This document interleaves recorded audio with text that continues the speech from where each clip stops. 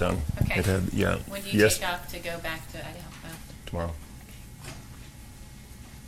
Hi, I'm Elisa Parker. This is the Wild and Scenic Film Festival. We're broadcasting here from the Media Lounge.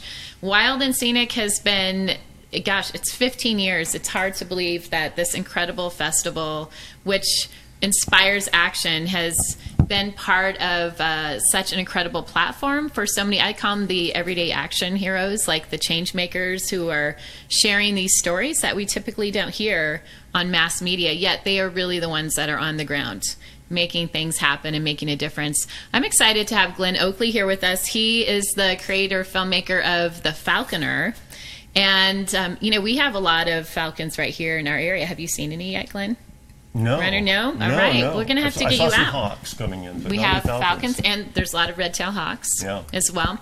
So first, welcome. First time at Wild and Scenic? It is. Okay. How's it been for you so far? It's been fabulous. Yeah, what's the been- weather's been great, and Yeah. and the parties have been fun, and the food's wonderful, and everybody's been lovely. It's a great festival. It is. So tell us about The Falconer. So the Falconer follows Landon Moore, who is a falconer and a biologist, and he works to protect organic farms and orchards from marauding pest birds by creating what he calls an ecology of fear, and by convincing the marauding birds, starlings and robins, that there's a pair of nesting falcons there and they should just avoid the place. And so it's about that, but primarily I was interested really in the relationship that he has with these birds. And then in the course of filming, one of his birds was actually struck by a rattlesnake, and so it actually amplified that relationship, or the reveal of that relationship. How did you start this film in the first place? What was your inspiration behind it? So I met Landon in the previous year. I was on a shoot for Idaho Fish and Game, and we were doing profiles of different people who interact with wildlife in the state of Idaho. And he told me about this work that he was doing, which is called abatement. And he struck me as such a thoughtful individual. He's a very deeply spiritual guy. He was born in the jungles of Ecuador. His parents were missionaries, I believe. And he has this interesting relationship with the birds, and he talks about being himself between two worlds, being an Anglo, being born in Ecuador, and then coming to the United States. And I felt that he would be an interesting subject, in addition to the work was pretty interesting by itself. And how did, so he had I think there were 2 falcons in the film, or a couple of falcons? Yeah, there's actually 3. The falcons that are struck are a pair of Oplomado falcons, which are, it's a falcon native to Central America, very southern part of the southwestern United States. He also has a peregrine, so a peregrine does appear in the film. But yeah. How does he connect with these birds in the first place? How does he connect with them? Yeah, like how did he actually obtain these birds? Well, he's been a falconer all his life, and typically falconers, often cases, they will actually sort of borrow birds from the wild, and they're typically released back, or they leave on their own. To do abatement work, apparently you need to raise the birds. They need to be actually captive bred, and so the Oplomados are captive bred birds. So he raised those, yeah.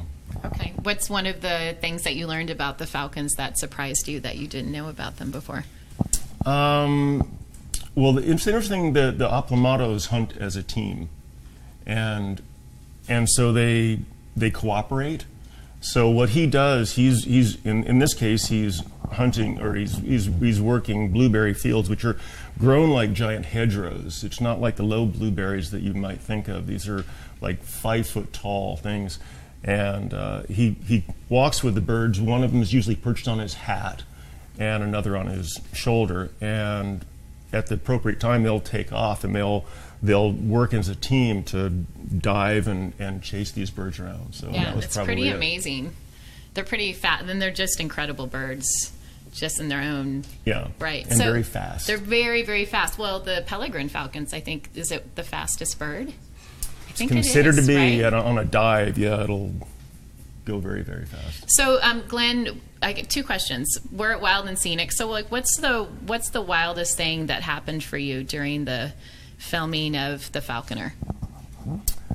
The rattlesnake strike. I mean, it doesn't happen very often. It's almost unheard of. I mean, the birds are vulnerable, and actually, I mean, shortly after he tried to create a new pair after the one, and it was actually attacked by a red-tailed hawk, and it didn't kill it, but it lost some feathers, so it was out of operation. So the rattlesnake strike was, you know, completely unexpected. So the film sort of veered off in a different direction, and we literally drove off in another direction. We went to try to intersect with his wife, who happened to be a veterinarian specializing in tropical raptors.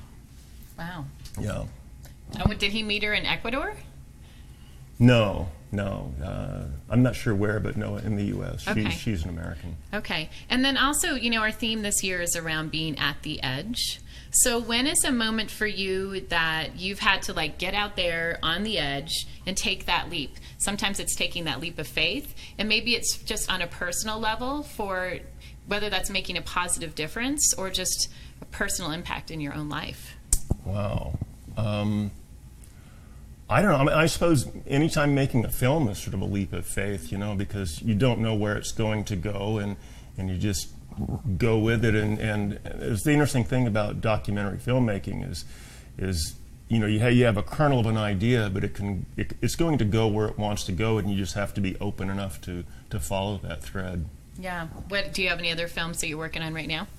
I do. They're not all environmental. I'm finishing up a piece with a luthier, a guy who makes mandolins, and it's really going to be an interesting piece with no narration. It's just going to be music and all of this work with him doing the detail work. And then I'm looking at a piece on likely doing a piece with Cecil Anderson, who was Secretary of Interior under Jimmy Carter. Wow. What's the story behind that?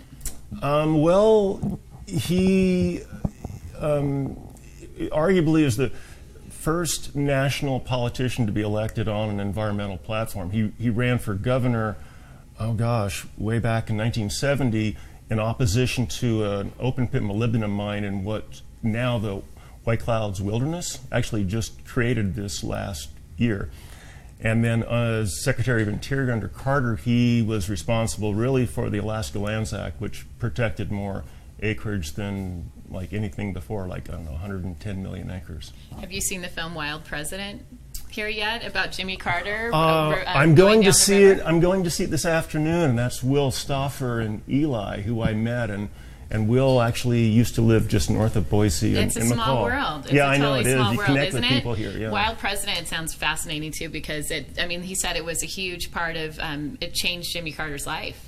Yeah. And how he looked at just the planet and what he could do to help change policy. What would you want to tell everyone, Glenn, about why it's so important to get engaged and come to a festival like Wild and Scenic?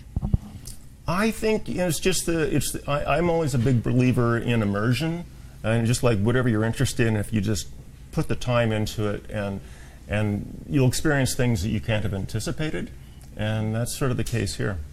Glenn Oakley, the film is called The Falconer. It just screened already in Wild and Scenic, so you're going to have to check it out online. Where can folks go to get more information about the film? I don't have it online yet. Okay. Well, you can actually, now it is online. But now it will be through here, yes. Yeah, very cool. Hey, Glenn, thank you so much for joining Thanks very us. much. I'm Elisa. It's the Wild and Scenic Film Festival. Thanks so much for joining us. We're going to be here, at least this afternoon, this Sunday, and we're going to be wrapping it up with music. Great to meet people like Glenn. It's like these everyday, extraordinary people hanging out here. Thanks, everybody. Thanks, Glenn. Yeah, thank you. Great.